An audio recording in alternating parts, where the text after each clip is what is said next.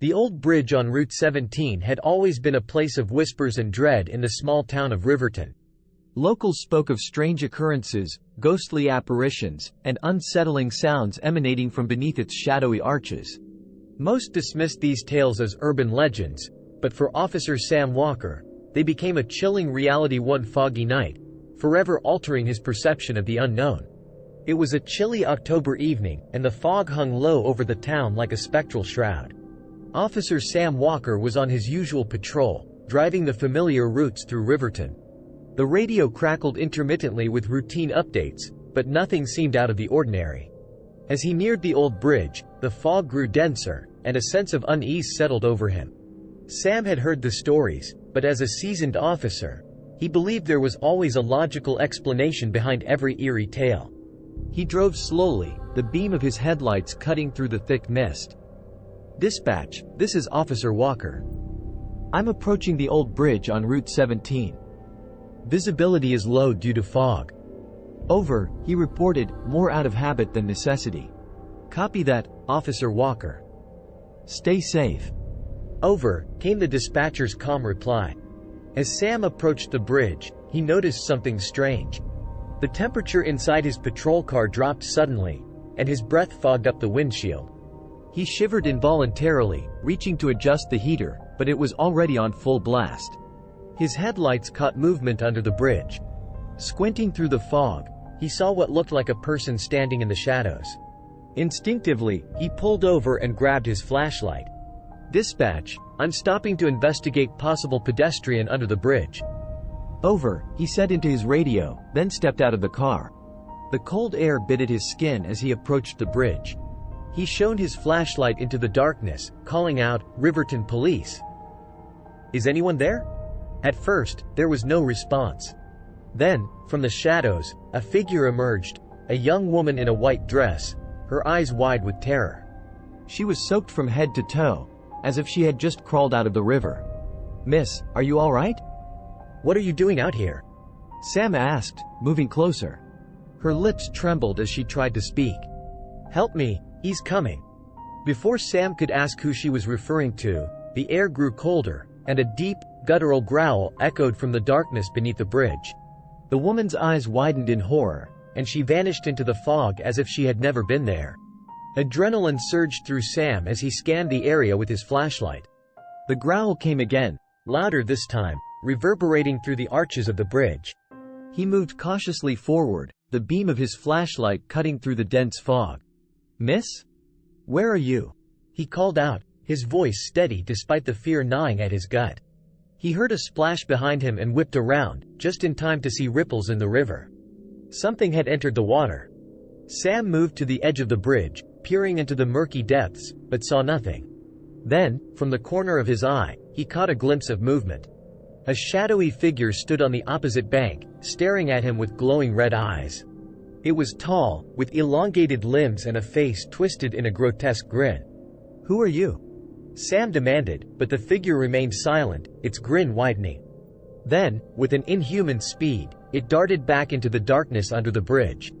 Realizing he needed backup, Sam retreated to his patrol car and radioed dispatch. "Dispatch, this is Officer Walker. I need backup at the old bridge on Route 17. There's something. I don't know what, but it's not human." "Over." "Copy that, Officer Walker. Backup is on the way. Stay safe." "Over," the dispatcher replied, her voice tinged with concern. While waiting for backup, Sam decided to explore the area further. He found a path leading down to the riverbank and followed it cautiously. As he approached the water, he noticed something glinting in the mud. Bending down, he picked up a delicate silver locket. It was old and tarnished, but inside, it held a photograph of the young woman he had seen earlier. A sudden chill ran down his spine as he realized that the woman might be a ghost, a lingering spirit trapped under the bridge. The growl echoed again, this time from the river. Sam's flashlight beam swept across the water, revealing nothing but rippling waves. Backup arrived in the form of Officer Jenny Collins, a fellow officer and close friend of Sam. Together, they scoured the area, but found no trace of the woman or the creature Sam had seen. "You sure you saw something, Sam?" Jenny asked, her brow furrowed in concern. I know what I saw, Jenny. There's something here, something not right, Sam insisted, showing her the locket. Jenny examined the locket, her expression turning serious. I remember hearing about a girl who went missing here years ago. They never found her body, just her locket. Sam felt a surge of determination. We need to figure out what's going on. I think she's trying to tell us something. As they continued their search, the fog thickened, and the air grew colder. Suddenly, the growl returned, louder and more menacing. The shadowy figure emerged from the darkness, its red eyes glowing with malice. Stay back! Sam shouted, drawing his service weapon. But the creature seemed unfazed, advancing slowly. Jenny pulled out her flashlight and shone it directly at the figure. For a moment, it recoiled, its form flickering like a glitch in reality. Taking advantage of the creature's hesitation, Sam and Jenny moved forward, their flashlights creating a barrier of light. Leave this place. The creature hissed, its voice a chilling blend of human and beast. She is mine. Who are you? Sam demanded. What do you want with her? I am her tormentor, her eternal nightmare, the creature replied, its form shifting and warping. And you cannot save her. Sam's mind raced. He needed to find a way to banish the creature and free the girl's spirit. He remembered the locket and the photograph inside. Holding it up, he called out, "This is her. She doesn't belong to you." The creature shrieked, its form dissolving into a swirl of shadow and mist. The oppressive cold lifted, and the fog began to thin. As the creature vanished, the young woman reappeared, her expression one of relief and gratitude. "Thank you," she whispered, her voice barely audible. "You've set me free." "Who was that?" Sam asked, his heart still pounding. "He was the spirit of a murderer who drowned me under this bridge," she explained. "His evil bound me here, but now, I can finally move on." With a gentle smile, she began to fade, her form becoming translucent. "Thank you," she repeated before disappearing completely. The following days were a blur of reports and investigations. The town of Riverton buzzed with talk of the strange events under the bridge, but Sam and Jenny knew the truth. They had faced something beyond the natural world and emerged victorious. The old bridge remained, but it no longer held the same sense of dread. The air was lighter, the atmosphere less oppressive. The townsfolk, though still wary, felt a sense of peace knowing that the haunting presence had been banished. Sam kept the locket as a reminder of that night, a night when he faced the unknown and helped a lost soul find peace. He and Jenny would often recount their experience, not as a tale of horror, but as a testament to courage, determination, and the enduring power of light over darkness. And though the whispers of ghosts and shadows under the bridge would persist, Sam knew that sometimes, the scariest stories had the most unexpected heroes. Nestled deep in the Appalachian Mountains, the small town of Blackwood was known for its scenic beauty and tranquil atmosphere. However, lurking in the shadows of its serene landscape was an ominous presence that had plagued the town for decades. The old Mountain Bungalow, once a charming retreat, had become a source of fear and mystery. Officer Tom Jenkins had heard the unsettling stories, but it wasn't until he was called to the bungalow one fateful night that he understood the true horror of Blackwood's darkest secret. It was a stormy night in November when Officer Jenkins received the call. The wind howled through the streets, and the rain battered against his patrol car as he listened to the dispatcher's urgent voice.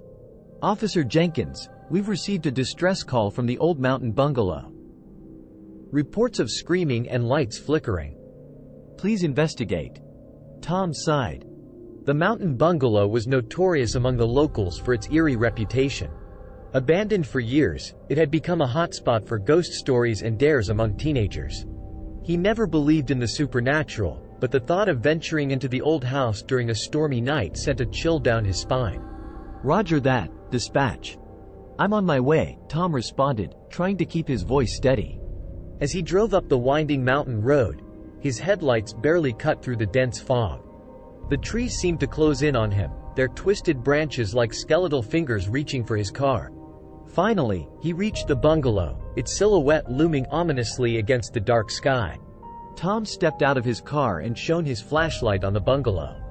The once beautiful wooden structure was now decaying, its windows boarded up and the front door hanging ajar. He took a deep breath and approached the entrance, the wooden steps creaking under his weight. "Hello? This is Officer Jenkins. Is anyone here?" he called out, but his voice was swallowed by the darkness. As he entered the bungalow, the musty smell of rot and mildew filled his nostrils. The interior was in shambles, furniture overturned, cobwebs hanging from the ceiling, and shattered glass on the floor.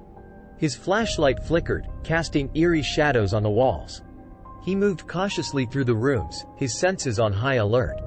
In the living room, he found a tattered photo album on the floor. He picked it up and flipped through the pages, revealing faded pictures of a happy family who once lived there. The last photo, however, was different. It showed the family standing in front of the bungalow, their faces twisted into expressions of terror. Suddenly, a loud bang echoed through the house, followed by a blood-curdling scream. Tom's heart raced as he turned towards the source of the noise. It came from the basement. He hesitated for a moment, then steeled himself and made his way to the basement door. The stairs groaned under his weight as he descended into the darkness. The air grew colder, and the smell of decay intensified. At the bottom of the stairs, he found himself in a large, dimly lit room. The walls were covered in strange symbols, and in the center of the room was an old, rusted iron bed. On the bed lay a young woman, her wrists and ankles bound with rope. She looked up at Tom with wide, terrified eyes. "Help me, please," she cried. Tom rushed to her side and untied her bindings. "It's okay, you're safe now." "What happened?" He's here. The man who did this. He's still here," she whispered, her voice trembling. Before Tom could ask any more questions, a shadowy figure emerged from the darkness. It was a tall, gaunt man with hollow eyes and a sinister grin. He moved with unnatural speed, and Tom barely had time to react as the figure lunged at him. Tom fought desperately against the assailant, but the man's strength was inhuman. They grappled and exchanged blows, the struggle echoing through the basement. Just as Tom was starting to lose hope, he remembered his sidearm. He reached for his holster and fired 2 shots, the sound deafening in the confined space. The man staggered back, clutching his chest. His grin never faltered as he crumpled to the floor, lifeless. Tom panted, his heart pounding in his chest. He turned back to the young woman, who was sobbing uncontrollably. "It's over. You're safe now," he reassured her, though he wasn't entirely sure himself. Tom radioed for backup and an ambulance, and soon the bungalow was swarming with police and paramedics. The young woman was taken to the hospital, where she was treated for her injuries. As the other officers scoured the bungalow, they discovered a hidden room in the basement filled with old, tattered journals. The journals detailed the gruesome experiments and rituals conducted by the man Tom had killed, a once respected doctor who had turned to dark practices in search of immortality. In the following days, the story of the Mountain Bungalow spread through Blackwood like wildfire. The townspeople were horrified by the revelations, but also relieved that the source of their fears had been vanquished. The bungalow was boarded up once more, a silent testament to the horrors that had transpired within its walls.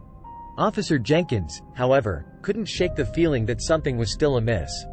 He had seen the man die with his own eyes, yet he felt a lingering presence whenever he thought about that night. He began to have nightmares, visions of the gaunt man and the terrified faces of the family in the photograph. One evening, as he was going through the evidence collected from the bungalow, he came across a letter tucked inside one of the journals. The letter was addressed to the man's son, warning him of the consequences of continuing the dark rituals. It seemed that the man had passed on his knowledge and his curse to his offspring. Tom's heart sank as he realized the true horror was not over.